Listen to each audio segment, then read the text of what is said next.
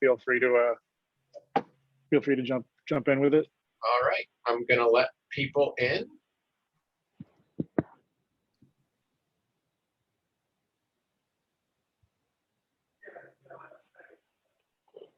Welcome, everybody. There's a few people just still coming in, so I'll wait just about a few seconds here.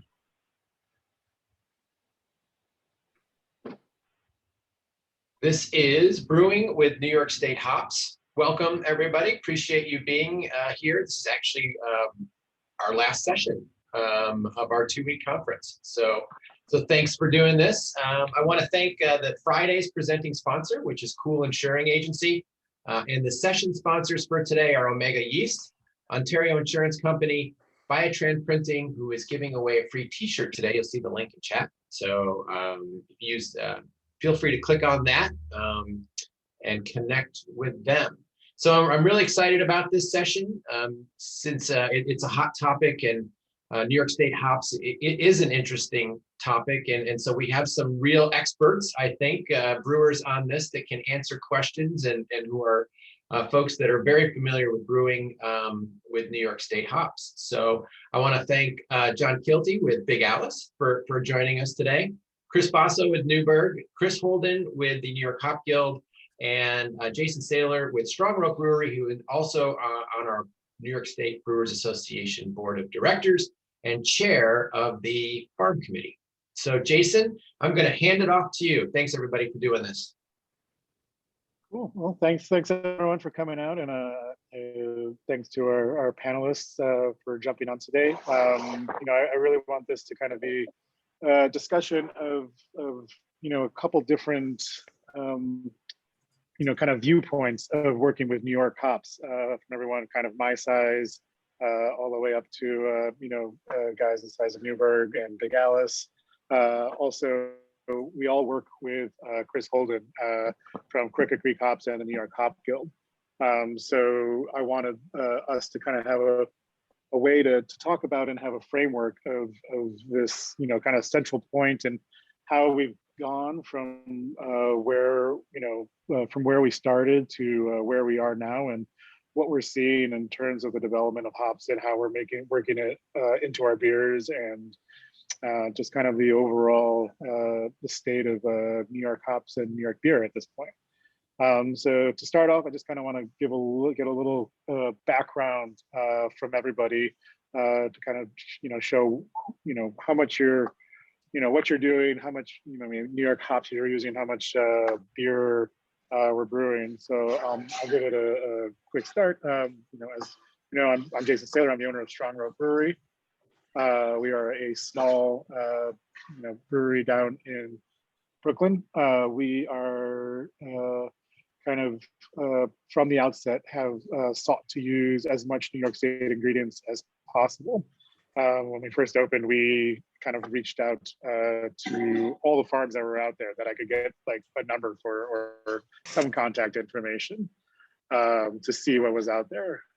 So at this point, this last year, we did 288 barrels of beer, and we are using 100% New York hops and malts, across the board. So, we've kind of been seeing, from how it, the offset and, not long after the farm brewery was enacted and the hop farms were getting into the ground, to, how things are going with, the formations of the guilds and the associations and the real concentration and of knowledge and energy that are going into the hops right now. So it's been great to see, and I'm excited to see how it goes.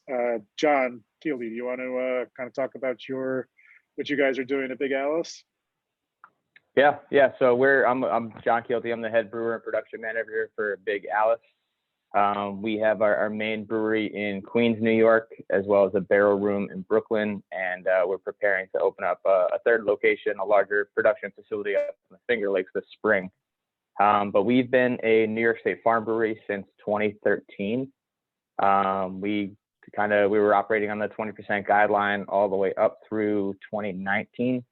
2019 came around, and we wanted to have a little bit of flexibility in what we were doing. So we obtained a dual license, and we've been operating on that since. And Chris, do you want to talk about what's going on? Yeah. Thanks, Jason. Yeah, we have a 20 barrel system. Pre-COVID, we brewed like 5,000 barrels a year. We do not have a farm brewery license, so I guess that's a little bit unique for us. I feel like most people have it, at least just to have. But we don't have it, but we use a good amount of New York State hops. Right now, we're about just shy of 1,000 pounds a year, but we're actually gonna next year jump after this crop year to about 5,000 pounds. We're replacing, some things we use with New York State only, and we do it for the benefits of it, which we're all going to get to, I'm sure, and even though we don't have to. So yeah, sure, we'll talk more about that as we go.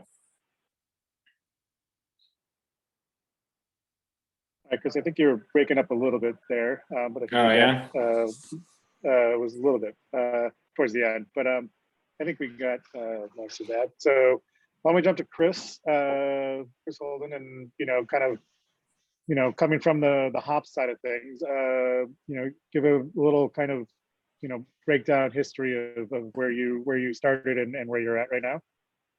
Hey everybody. So yeah, we were actually gonna be a brewery ourselves back in 2011, 2012. We shifted gears when the farm brewer's license came about, and we thought about growing hops. And a year later, we started that whole system, I guess. So our first hops were planted in 2014, actually, and we started off with about 1.5 acres, and 2 years later, we put another 5 acres in. And that slowly grew into 2 more acres, and now we're up to right around 11. And then about 2.5 years ago, I was approached to do what we're doing now with the New York Hop Guild, and it took a while for me to decipher what we were going to do, and finally we took and went all in on the doing the guild thing, where we basically now we're working with 10 farms from around the state, and then we're also working with farms from around the world, and bringing hops in and distributing them to local brewers, and also now the entire United States. So yeah, that's kind of my background, I guess, and we're looking to both grow the farm and the guild here, as well as the other farms that we work with going forwards. Yeah, and what's the out of the 10 farms that you have in your kind of portfolio, what do you know what the acreage is on that? It's last year it was a little over 100. I know that this coming year, between what's being planted as new stuff as well as stuff that's being replanted, it's about 30 acres. So we'll probably be in the 120 to 130 acre mark total. And then there's another, I think 10 or 20 acres beyond that, with guys talking about what they're going to be doing over the next 2 or 3 years.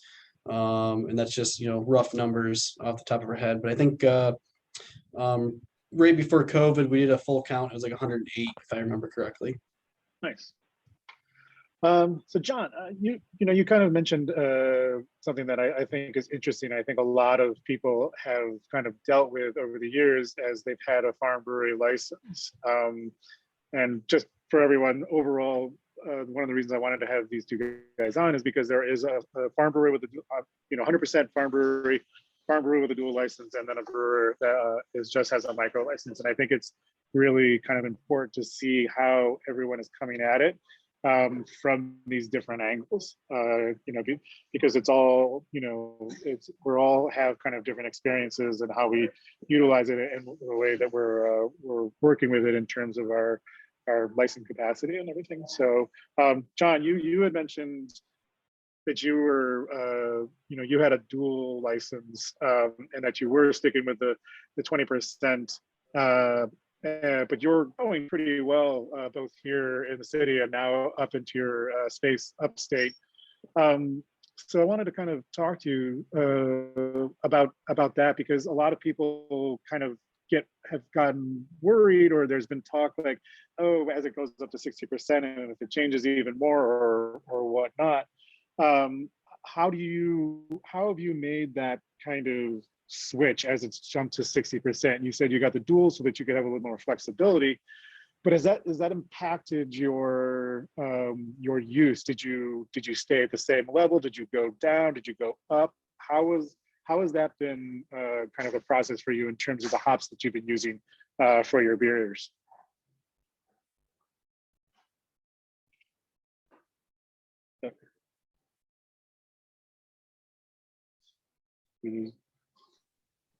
John? He's reconnecting to audio. Okay. So we'll go on until the audio comes back on. So Chris, maybe we can start with you.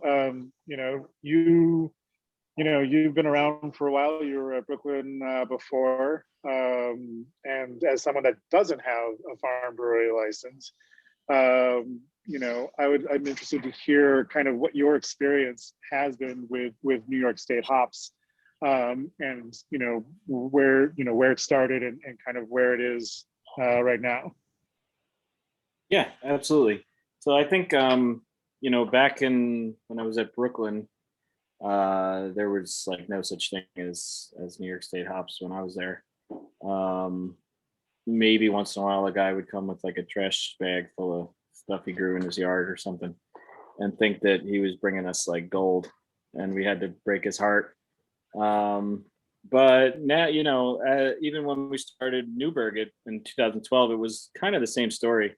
There wasn't really a lot of New York stuff available yet. I'd heard like rumors of guys on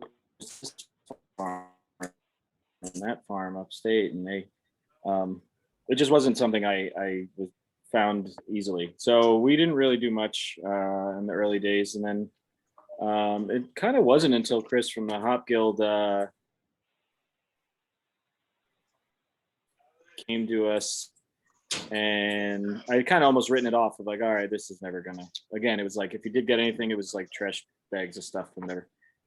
So eventually Chris came and kind of changed my view on it. He showed like, oh no, look, we got these great things, we're pelletizing, or it's actually being processed right, and that's when we started really using New York hops. Chris, you might be able to, how many years ago was that now? I can't even remember. I think that was it would have been the 2018 harvest year. So I think it was like this, late 2018 or early 2019. Okay, seems like longer ago, but yeah, only a couple of years now that we really dove in with it. But we started out doing like one-off brews. And we would do like all New York State hops and that. We thought that was a little more impactful for us as a non-farm brewery that didn't have any percentages that we had to hit. If we were going to use something like that, we thought, all right, let's do 100%. It could be a special kind of brew for us. We could market it that way. And those were pretty successful in that way. We made one for Whole Foods. That was a collab we did with them. That was all New York State hops, and we did some other ones over the years. And that's kind of what it stayed for a while. And now finally, coming up on this crop year, we're switching over a lot of hops that we use normally, like all of our Cascades, all of our Centennials, which we use in a lot of different beers, will be coming from New York State. So both whole leaf and pelletized. So we're excited to make that switch. We've always just felt it was kind of, I don't know, the right thing to do is the way to say it. But yeah, for us, it was the right thing to do for our business, and helping to grow that industry over time, even if we didn't have a legal requirement to do so with our license. Breweries are all about community, and it seems to fit into that. So just for us and what we like to do in our business in general, using New York hops kind of is the same idea. Nice. So John, if you're back, I think I might have been dropping out too. We're all weird all over the place, but yeah, if you want to kind of, I don't know if you heard the question before, but I was just wondering how you kind of gone from, you've had the farm brewery license since 2013. You got the dual license to be able to give yourself some room to play around. How has that kind of impacted the use? Have you kind of stayed at the level that you thought you would? Has it jumped kind of all over the place? So what's your thought on that? Yeah, sorry, I caught that before. Our spent grain company actually called me and kicked me off the audio. So, but yeah, and I apologize in the beginning. I also didn't mention, so production wise, we're right around 1,000 barrels annually, just under. Last year, we used about 700 pounds of New York State hops. And this year we're forecasted to just about double that.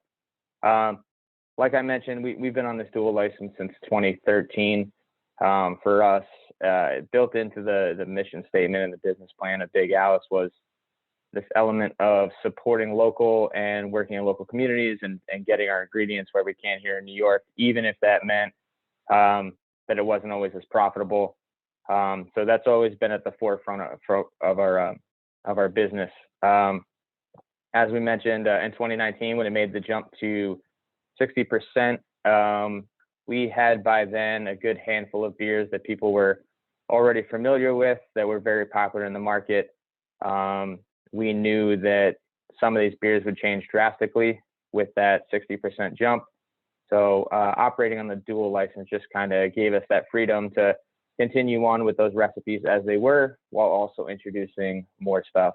Now that we're on that and we have the dual license and we've seen these improvements in quality, especially with hops here in New York, we've had such a big focus on brewing 100% New York State beers the last year or so. And our hope is that with this production facility that we're building out in the Finger Lakes, that a lot of our bigger brands will be brewed up there. And in Queens, we're going to have an even heavier focus on doing 100% New York State stuff. Awesome. And I think before we jump into get really into the kind of varieties that you guys are using and kind of the differences we've seen, Chris, Holden, can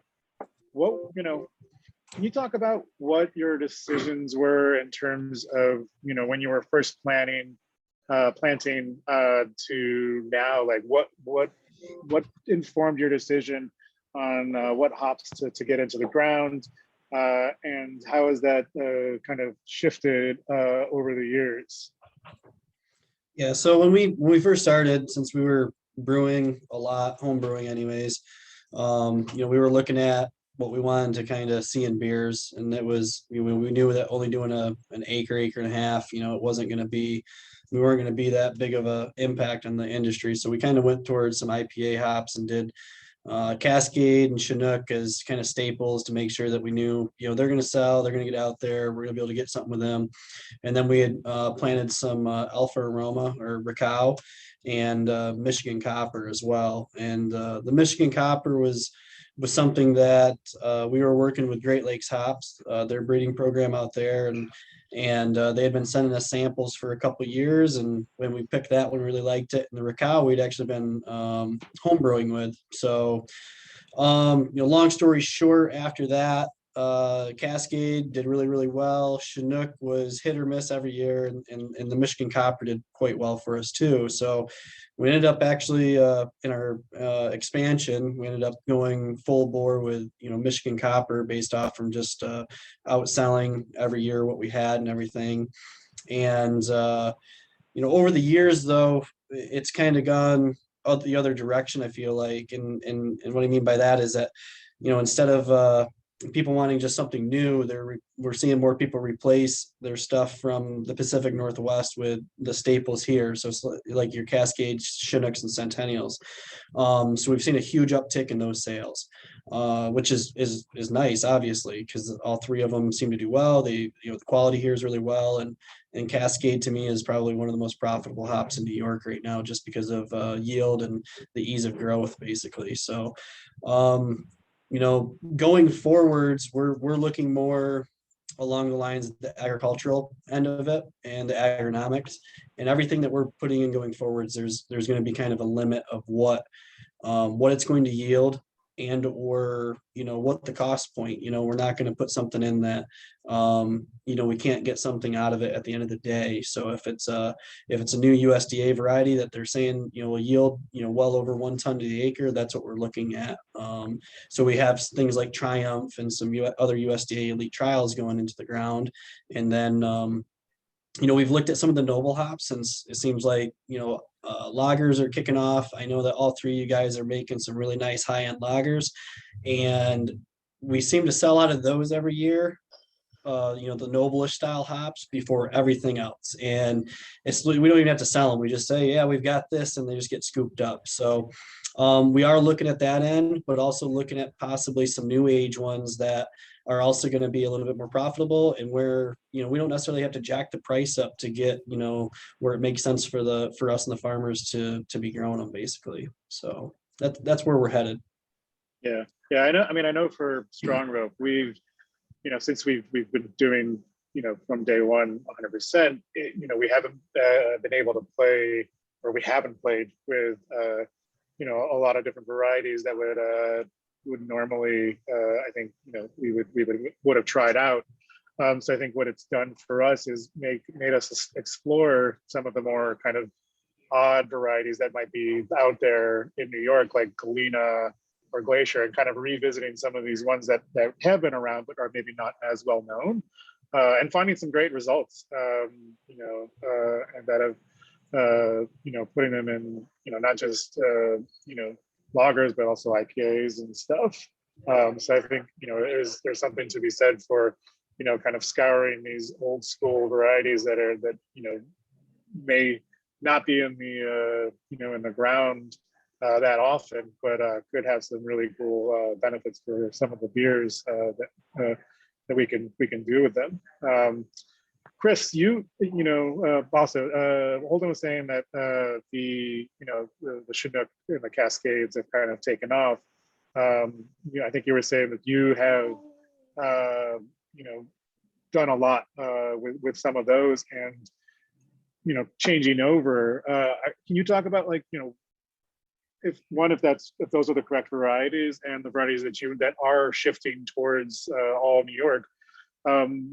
How, what has that process been like? Has it been a one-to-one? Do you see the same thing that you're getting out in the Pacific Northwest, or are there differences? I guess we'll start there. Yeah, absolutely. So we're switching over our Cascade and Centennial. We've used Chinook on one-off beers to this point. I think we get a great, comparable quality and flavor, from the Pacific Northwest stuff. They don't, and they're not really in any beers that are 100% in any of those. Nobody makes 100% Cascade beer, I don't think, anymore. But we, so they're blended in with other hops. So also in that way, like, I'm not finding any noticeable, lacking of anything or anything like that. I think they're really good to pop in, one for one in our experience. And I think, if it tweaks it a little bit to be in more, New York flavor, I think that's a good thing. Yeah. So then, can you talk? It's huge as of yet, but I think stuff from the Pacific Northwest, but not that many people are able to get the New York stuff. So yeah. John, are you doing kind of similar? I think, you want to talk about your experience and what you've switched out and what you've seen over the time?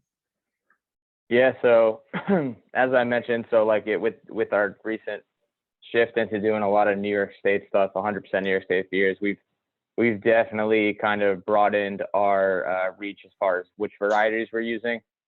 We started contracting for the first time last year. I think this year we're contracting like somewhere between 10 and 20 different varieties here in New York.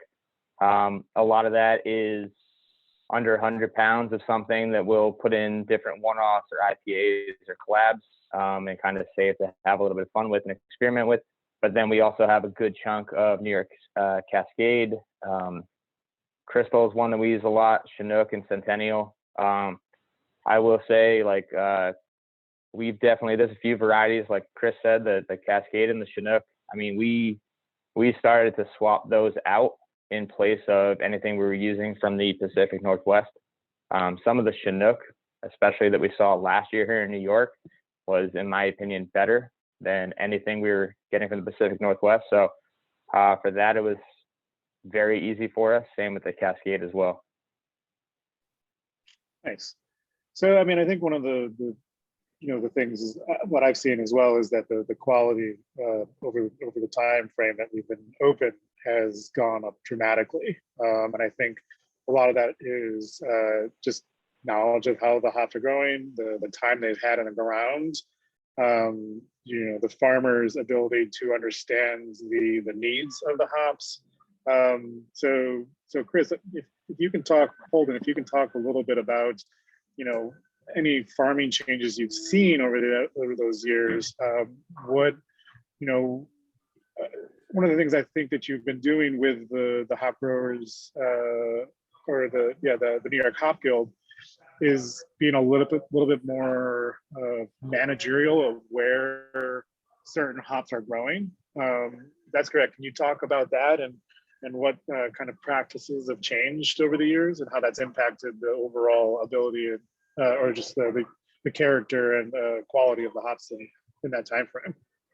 Absolutely. So yeah, and also you kind of touch base on something that John talked about last year with the Chinook, and I think I've talked to all three of you about this. Is I was lucky enough in 2019 to travel to New Zealand, Germany, Pacific Northwest, Michigan. I basically hit every single growing region that grows Chinook. And when I got back here to New York and we got done with our harvest and I started going to some of the other farms to check things out, and even right before harvest, I had to say that I was like, we have the best growing Chinook right now in the entire country. And I know that, Michigan kind of totes about their Chinook being like really, really awesome, and it is, but there was nothing better than last year's Chinook for multiple farms.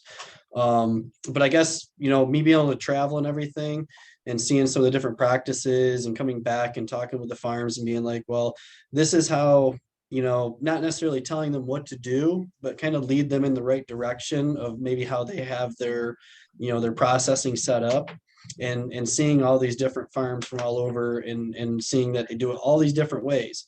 But at the end of the day, they're still doing the same thing from, harvesting or picking, harvesting, drying, conditioning, baling. And, we were able to kind of take some of these guys' processes and streamline them a little bit, or let them know it's like, hey, we have to do this. Like, if you're not doing this right now, then your quality is not going to be there. And one of those things was conditioning. I mean, that was a huge thing that we noticed from 2017, 2018 into 2019, is the guys that were really taking and focusing on not necessarily the drying, but the conditioning end of things. And letting those hops rest before they got put into a bale and even into a pellet was a major difference. And I think that once we got to the 2020 crop, that everybody was doing that. It was like, we're not necessarily doing it exactly like everybody else. Everybody's got their own way of doing it, but the quality of what we have here is on par, if not better, across our entire portfolio of New York hops. And I think that it's, we're seeing it in the sales. I know other people are doing well with this too, other companies here in New York, and it's only helping. I mean, we started seeing it just in the pelleting processing. It's like, well, in 2018, why did these hops not pelletize nearly as good as these ones over here? And then in 2019, it's like, all right, well, all of these farms are doing this and it's pelletizing great. And then that seems to be all the stuff that people are really wanting right now. And now here in 2020, it's like we throw the stuff in and it's just a breeze to go through and do everything. So there's been a lot of different changes there. I think the growing practices side too, we've talked about, and I think all of the other three meetings for the hops through New York State CBC, that there's multiple growing regions in New York State, and every growing region needs to do things differently. You know, my farm being in the southern tier is far different than say someone's farm down on Long Island or central New York. We seem to be in a colder climate, but we can get into the field, you know, much sooner than most other places, just because we don't get the snow that maybe some of the guys closer to the lakes do. So, but then the guys closer to the lakes, they have advantages too because they have sand, so you know they don't have to deal with the mud. But I think that you know what, beyond the conditioning side of things, just the growing end, everybody is gotten more excited. We've been able to take a huge weight off their shoulders from the guild standpoint and allow them guys to just focus on growing. And we're seeing yields go up. We're seeing the quality. It's just much better. We utilized the lab in Washington this year to do mainly all of our testing. And they came back and they were just tickled to death. They're like, wow, like you guys got some good stuff out there. And it's nice to hear that, you know, like people that you look up to or you've watched over the years. And it's like, wow, like this, you know, we're getting recognized in other places because of that. So, you know, beyond that, I think it's going to continue going that route where the guys are going to put more attention to detail on the growing end. And, you know, our yields on everything are going to continue to go up because of that and the quality. So when you're talking about this, yeah, just speaking to the quality thing, I think that's you know, a big difference from what I've seen with, you know, mostly we were getting from big suppliers. I won't name names, but you know, I'm not a tiny little brewery, but I'm certainly not important. And whatever Cascades or Centennials or Chinooks I was getting, or just whatever they sent me, you know, I have no say on that. I can't afford to go to selection or anything like that, but working with local growers, you know, we've been able to do our first selections the last couple of years, which was awesome, and actually pick what we like. So that even helps even more to, if you know what you kind of are getting out of that hop for your beer, working with a local place as a smaller brewery, you can have that power to make your selection on your own. And the quality is just great in that sense. You know, you're just getting a better, you know, you're getting your first pick as opposed to just whatever everyone else didn't want, which is really, I think, how most other hops have been handled to small breweries. Yeah, I definitely feel the proximity to these farms and the access that is available, and the response that, you know, the dialogue that we can have with them to put in, you know, maybe put in what we want, or at least be able to kind of have see what they have and see it up in, you know, firsthand. I'm not going out to Pacific, you know, not, you know, Pacific Northwest is not an open thing, or New Zealand or Germany. Like, so, you know, having something in your backyard and being able to give them feedback immediately, I think is just only going to help the you know, the relationship. You know, John, we've seen each other, you know, out in the fields, you know, so I think you have a similar experience. But I don't know if you want to talk about kind of what it is, you know, the benefits of working with, of having that relationship available to you. Yeah, I was just thinking about that. I think our days intertwined this year at one hop farm, and then I was a day behind you and getting down to Chris to do sensory at his warehouse. So, but yeah, we just, in working with these New York ingredients, there's such a greater connection to the ingredients we're using. The last 2 years, we've been able to go out and walk through some of these fields, pull these hops right off the vines, and then kind of end up either at Chris's warehouse, or Chris has even come down to us, and we've had some brewers over, and we're able to kind of go through everything as it's coming off the vines and kind of get our first picks. And but yeah, just the feeling of connection, the way these things are coming from, but also in just the personal relationships we've been able to build. I mean, I have Chris's phone number. I can text Chris if I need something. He's back to me in about 10 minutes. No one knows more about the hops that I'm getting from him than he does. I don't think there's ever been a question that he hasn't been able to answer. So having that connection, all that information, just the ease of ordering and the accessibility to everything, it's just been so great for us, and it's just made this. It just adds another dimension of why we love doing this. Yeah. Yeah, Chris, I mean, do you want to talk about, so, you know, you, on the other side, you have these relationships, you have these brewers coming up, reaching out to you. Are you being informed by them on, you know, what I guess, like, are they helping inform what you grow? Are you getting feedback from them to what to put in?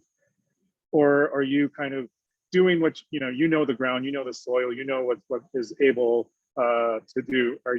How does that work? How does that relationship work in terms of, like, if a brewer wants something specific, you know, are you able to abide by that? I mean, how much do you have to put in for it to actually be viable for you? If I wanted something and no one else did, is that a doable proposition for the farmers? And, you know, is that something you would take on? Yeah, absolutely. I mean, everything comes with a certain amount, right? Economy of size. And, you know, there's certain things that we can do. There's certain things we can't do. You know, we have a couple varieties that are coming out of the ground this year. After a couple of years of, you know, we're not sure if we're going to, are we going, you know, it just went back and forth. And finally, I think the 2 to 3 growers that were growing a certain variety, they're like, we're done with it. You know, it's too much of a pain in the butt. So it's just, we get to the point where it's got to come out of the ground. And, you know, I guess that's where sometimes it makes my job hard, because I got to come back to you guys and be like, all right, well, we got to find this replacement for it. Right. And, but when it comes down to, you know, doing like a contract growing type thing, absolutely. I mean, we've talked about that. We have a little bit of that going on right now. And then depending on the variety, the first thing that we look at is harvest dates. It's not necessarily the soil or anything. It's making sure that the farm that we think it might work well with, they have the ability to pick it at the right window and get it done and out of the way. From a quality standpoint, we don't want them just going in and saying, we're just going to do it quick, or we're going to wait until the end and it's all onion and garliced out. And, you know, so there's a lot of that going on. You know, we have some farms right now that are trying to find hops at the later end of the picking window and the early end of the picking window. And we're trying to find hops that are going to work well, but also work well for the brewers.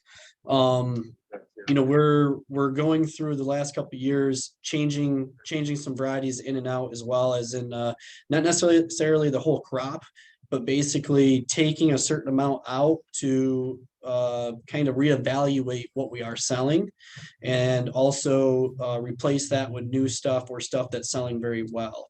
And it makes it, I mean, I feel like it makes it a little easier when we've got, you know, hundreds of customers telling us what needs to be done, and we can take down notes, and then we can relay that back to our growers.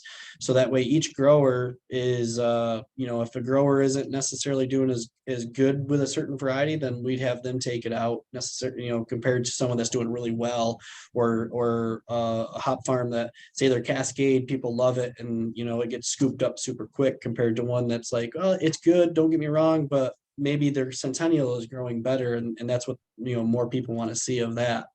So it's always a balance. You know, they're doing the same thing out in the Pacific Northwest right now. They're doing the same thing in Germany, and so we're continuously trying to make that happen. And as we expand our portfolio and our acreage overall, we're going to be able to do that a little easier. Where these farmers are getting to more of an economy of size, basically, you know, 20, 30, 40, maybe even 50 acres per farm, which is, it's nice to see that as well. Yeah. Nice. And I think, you know, you touched on this, is just the hops that we do have available, and the quality that we're getting out. You know, we are still limited in what we actually can plant and what we can do. But you know, with the oil contents and the understanding of what's there, we're able to play around and do some different things with blending. And I think George had a question about this. I don't know, George, you want to ask your question, or? Sure. I just, I figured with the group that's on here, someone might have some background on this. I remember a year or so ago hearing some stories of a couple different breweries doing some trials with blending different New York hops based on their terpene contents and oil contents to try to mimic various West Coast popular hops. Citra is one of them that came to mind, but I think there was a couple different ones they were trying to mimic. And I was just wondering if you guys have any experience with the ability to blend to mimic other hop varieties and any results, or? Yeah, I think that's a good question. For us, we haven't really mimicked anything. We haven't looked at full, kind of chemical composition to try to balance it to the point that it has a similar quality. We've been able to play with different varieties and just done, kind of a dual hop profile for a beer to really see what those hops do, while also having a smash kind of line as well, has given us the baseline for those beers, so we can see exactly what our this cascade from this farm is like, what this is that. And then we've done these dual lines where we've applied certain hops. And one that we've had really good success with is like I was kind of saying, the Galena.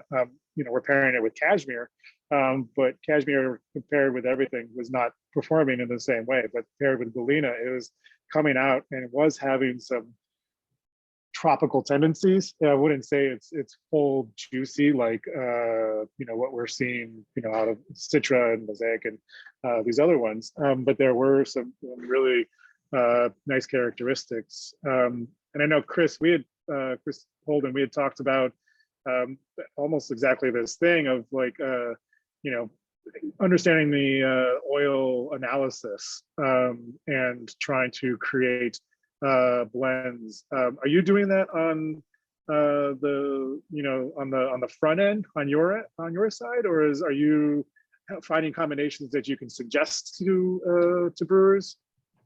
Yeah, we're doing a little bit of both. So this last year, we went through an evaluation. Obviously, we everything was kind of committed come the time COVID hit, and so the farmers, they strung everything basically, which I think was a good move. Now that we've gotten through, not through COVID, but through hopefully the worst part of it, anyways, and through a couple different beers that we had seen throughout the year, and watching guys do like 7 different varieties with 8 or 9 different lots in a single beer, and then seeing the results, we're like, wow, like we're and we went through weeks of trialing them against other beers, with Citra, Mosaic, Simcoe, Galaxy, everything out there, and it just some of these beers just held up to everything else that was out there, and we're just like, all right, well, there's something going on here. So we got lucky enough that one of our partners in the Pacific Northwest, they've got a lab and they've done a large amount of thiol testing. And so we basically, at the beginning of the season or end of harvest, we sent them obviously lots of all of our stuff. And we're like, here, take this. We want, these are our, 10 best growers, basically. Make a blend for us, and they're like, well, what do you want to get out of it? And, we had asked a little bit here and there nonchalantly, and we'd gotten some response back. So we kind of went that route. And then right before we finalized it, they started, a couple guys that asked for some, different intricacies. So we tried to get as close as we could.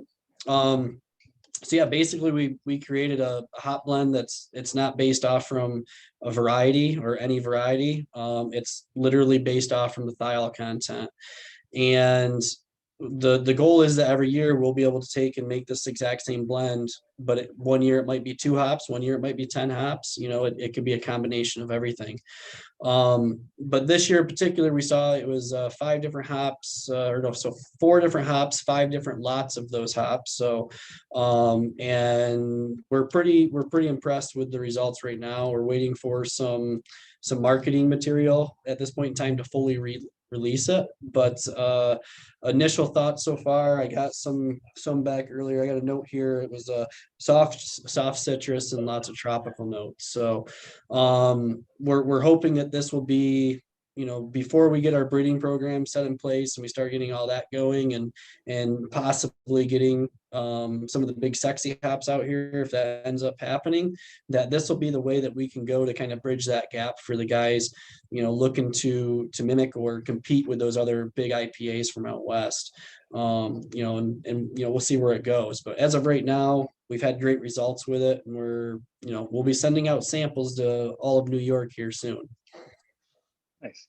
The brewers, have you played around? Are you, Chris, are you? Yeah.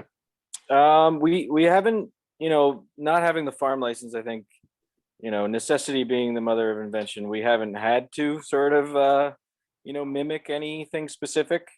So, if we want citrus, we'll just buy citrus. But I think it's just what we've done with when we use the New York hops is try to kind of find a good partner for them, which is kind of what Jason said. And, they can enhance something that you might want, or, so it's really just like treat them like any new hop you're going to use, whether from New York or not. I mean, the rules don't change just because they're from New York.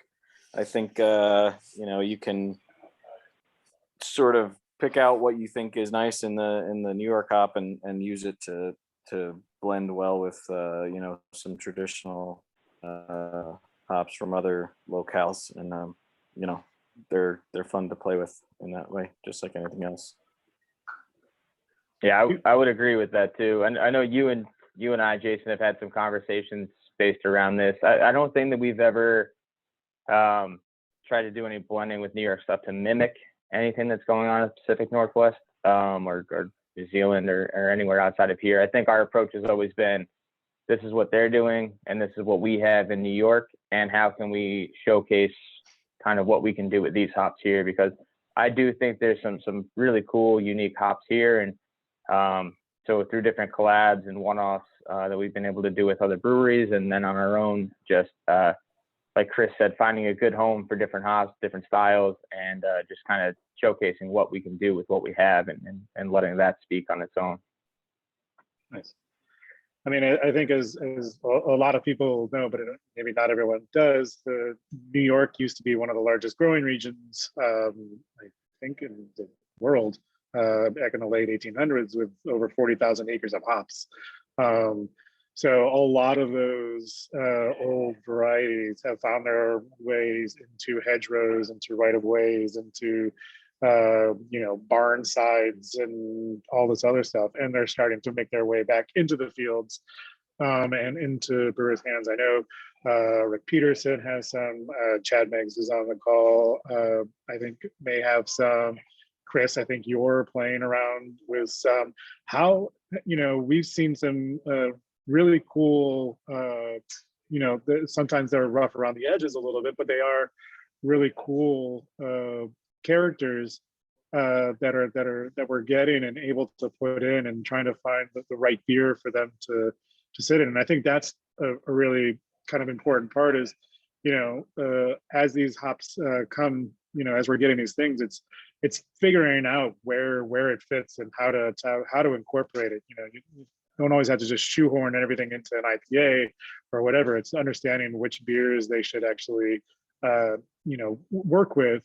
But I don't know if you want to talk about some of what you're seeing with these varieties that are coming from the hedgerows, these heritage varieties, and the idea of incorporating them into a breeding program, as well as kind of the overall thought on a New York hop breeding program. And because it takes time, but the more we wait, the longer that end goal gets away from us. So if you want to talk about that. Yeah, I think there is some really cool hedgerow hops out there. We've got a few that one that is just, it's gnarly. We're going to be planting it this year in a commercial setting to see, for the first time, to see what it actually does. We have another one that agronomically we think is going to be very well, but we don't know if it's going to work well in the brewing process, you know. And then there's one that we found on my grandparents' property that was where there used to be an old trellis. And to be honest with you, we can't cut it out of where it's at to make it grow anywhere else. So it's, you know, some of these are growing very well, some of them don't. I think that, you know, if the one comes up very, you know, and we're able to take that and possibly put it into like an old school cream ale or lager at this point in time, that's where I think that those, you know, what I've seen so far is going to work really, really well. On the breeding end, that's where I think the biggest advantage is going to be. You know, these hops have been here for a really long time. So when it comes down to soil composition, you know, day length, all of that, they're used to it. You know, they've been here for over 100 years. You know, one of the studies done on Neo-Mexicana hops coming from, you know, the United States southeastern states, you know, of New Mexico, Utah, and Colorado is, you know, when you take those hops out of that area and you plant them in a new spot for the first time, it just doesn't take a couple of years for them to do well. It could take 5-6 years because it takes a lot longer time for them to get used to the day length, you know, through the summer and through the winter. So I think there's going to be a huge advantage there once we get this breeding program going, you know. And touching on the breeding program, it's long overdue. We need it. But you know, we have to be patient too there. You know, we've seen, you know, Jason, you and me have, you know, we've toured some breeding programs, and we've seen where, you know, sometimes releasing something a little too early can be detrimental to that variety down the road. And, you know, we don't want to see that. You know, we've got some USDA elite trials, and it's like, they keep asking, well, why aren't these being released? You know, and it's like, well, there's obviously there's a reason why they're not releasing them quite yet. You know, you look at Triumph, that's the most recent one, and it was in the breeding program for 16 years. It's a great grower. I think it comes down to making sure that it's going to fit the bill for, you know, all brewers. You know, I can sit here and say that all three of you guys that we work with, not a single one of you picked the same Cascade. And I think that's super unique. You know, each one of you has a different interpretation of what you want to see out of Cascade, but also what your interpretation of what Cascade should be. And, you know, I've joked with you guys before. You know, I usually take down notes of what I think everybody's going to pick before we do sensory. Sometimes I'm spot on. Sometimes I'm like, where'd that come from? You know? And so that's what it really comes down to at the end of the day with the breeding program too. You know, you can't just, you know, you got to have a hop that's going to please everybody, you know, across a large spectrum of different beer styles and the consumer's wants and needs. So, you know, we could go back to Cashmere and why that was released, and they talk about it being a disease magnet. It's like, well, you know, we consider Cashmere to be a big sexy hop right along with Citra, Mosaic, and everything else. And you know, we're seeing from our standpoint that when it's used, the consumer seems to, as in the beer drinker, seems to like that hop or that beer much better than maybe say if it was a Citra Mosaic beer only, you know. And we think that's pretty cool, you know. And being that it's a public hop, you know, we're investing a lot of money into that hop right now because of that. Nice. Well, we have about 7 minutes left or so. So if there's any questions, feel free to jump in there. Mike Petrobelli had a question. Go ahead, Mike. Oh. So any thoughts on New York Cryo? I know that Cryo is a big thing right now, and having less hop matter in the tanks is better for me. I know that. So any thoughts? So we do a lot of we bring a lot of cryo per se in from Germany right now. It's been talked about a lot.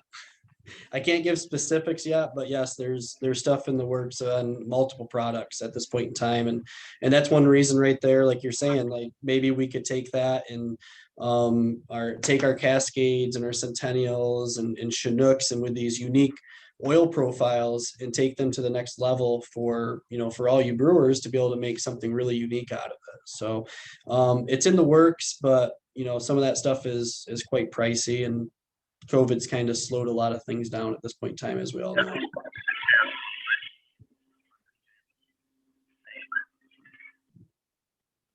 Any other questions? since we have just a couple minutes left, just go ahead and unmute yourself and ask away.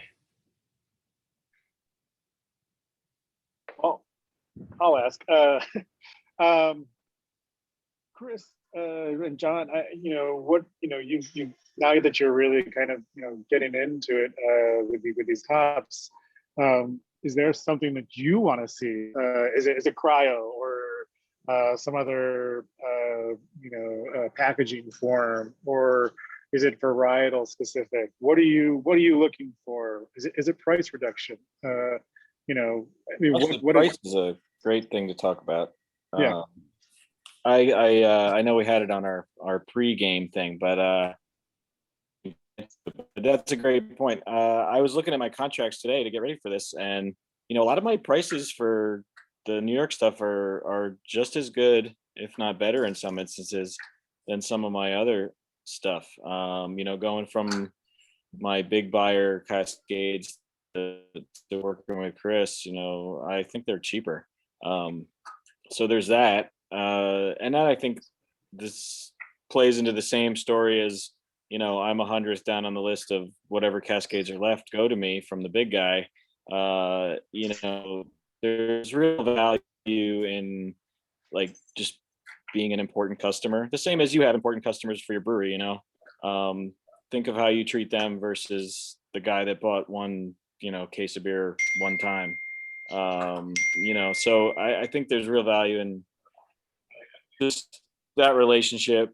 So the prices are good, and then just what I'd like to see future, I think the more variety for me. Like I said, I don't have to use the New York stuff because I don't have the farm license, but the more varieties that I can replace with existing beers would be great, because I'd love to switch to New York, but I guess in some ways it's not possible with certain brews we do that are year round and have been around for years. You can't change it too drastically. But then as we go along, if there's more, everyone always wants a really unique hop for New York State. I think that would be cool to be known for something. And I know Chris is hard at work on it, and they're going to get it at some point. But that would just be super cool to be able to like showcase something from our home state and like really have a year-round brew with it or something like that would be pretty cool. And something that I couldn't have imagined, 15 years ago when I started brewing, that we'd have that in New York. So it's really just come such a long way, and it's great to see. So if you had a New York correlation between every hop that you use that's not New York, would you make that switch? As long as it was within spec and within the kind of the quality that you were seeing. Yeah, I think I can say that without thinking about it. Everything I've seen from the growers now, when they're being grown with just so much more knowledge than they used to have, and the processing is top notch, and they're investing in it every year to get even better. I have no reason to believe that if they didn't, or if they grew Amarillo or Simcoe or whatever, Citra, and I could get it from New York, I would jump at that chance. I think it'd be great. John, do you have any thoughts on where you want to see this go? And Yeah, no, all that sounds great. And even just to double back on price too, I mean, we think that everything's pretty comparable with everything that we're using. And anytime we make a hop forward beer using all New York State ingredients, it's never been a deciding factor in what we do.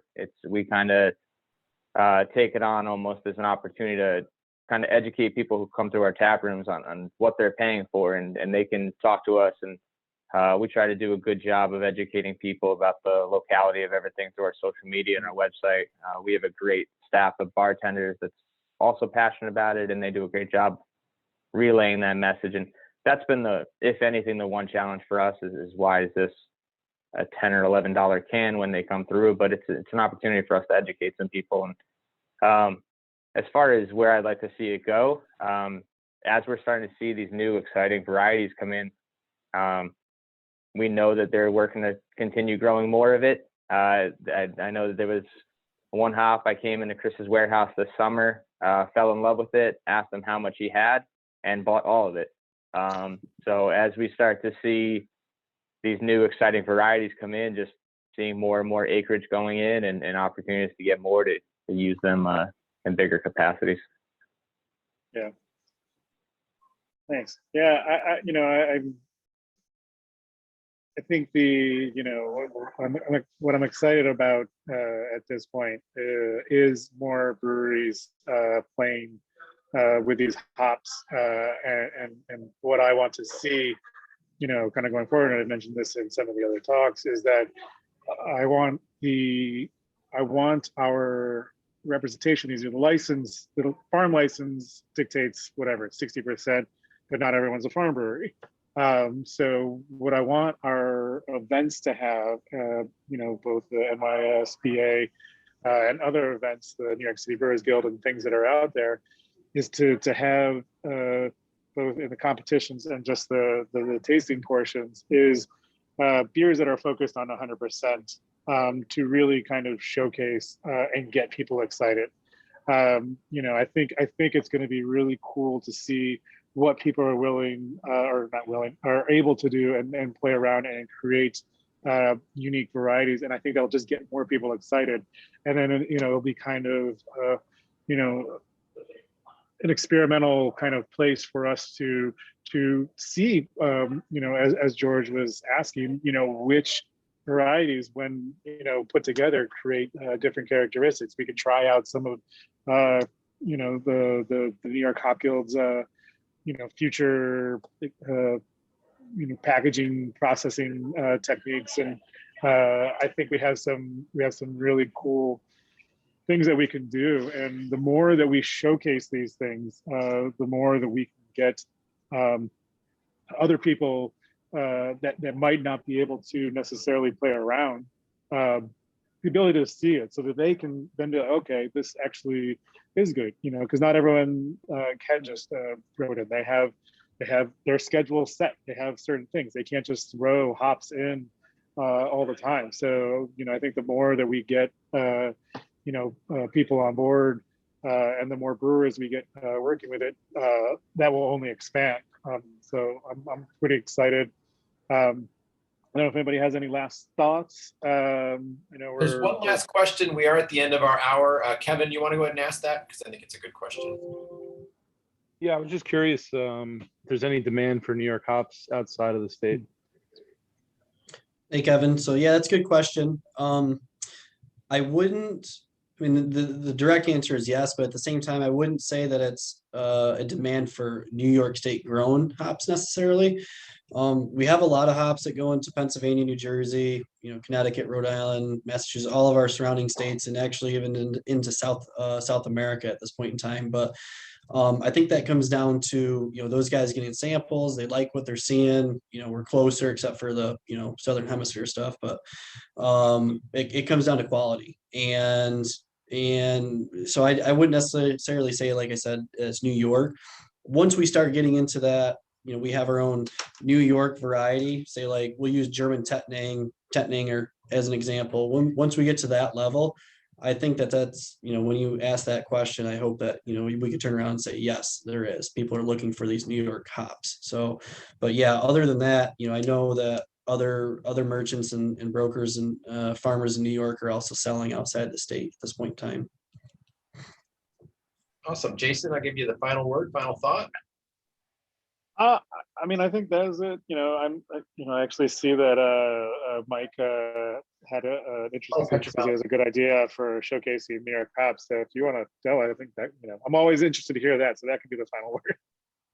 But so how they did like Brazilian IPA, how a bunch of different breweries were passed the same recipe across the board. Well, if you use a few different New York showcase hops to do that, and then offer it a recipe across just New York State breweries to do it, and then see where you go from there, just to showcase those, the New York State brewers